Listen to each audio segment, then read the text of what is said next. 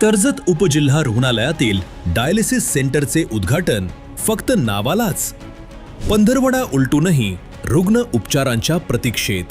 कर्जत उपजिल्हा रुग्णालयातील डायलिसिस सेंटरचे उद्घाटन होऊन आता 15 दिवसाहून अधिक काळ लोटला आहे. मात्र हे केंद्र अजूनही पूर्ण क्षमतेनं कार्यान्वित न झाल्यानं रुग्णांची मोठी गैरसोय होत आहे. 7 एप्रिल रोजी आमदार महेंद्र थोरवे यांच्या हस्ते या केंद्राचे लोकार्पण करण्यात आले होते, ज्यामुळे तालुक्यातील गरीब रुग्णांना दिलासा मिळेल अशी आशा निर्माण झाली होती.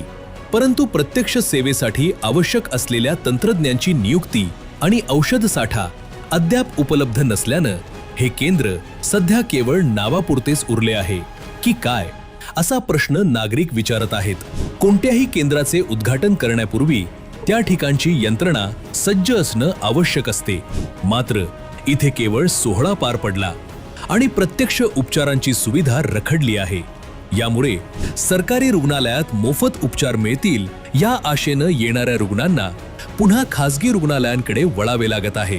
प्रशासनानं आणि लोकप्रतिनिधींनी या तांत्रिक त्रुटींकडे तातडीने लक्ष देऊन केवळ प्रसिद्धीवर भर न देता हे केंद्र लवकरात लवकर प्रत्यक्ष सेवेत आणणं गरजेचे आहे, जेणेकरून गरजू रुग्णांना होत असलेला मनस्ताप थांबेल आणि त्यांना वेळेवर उपचार मिळतील.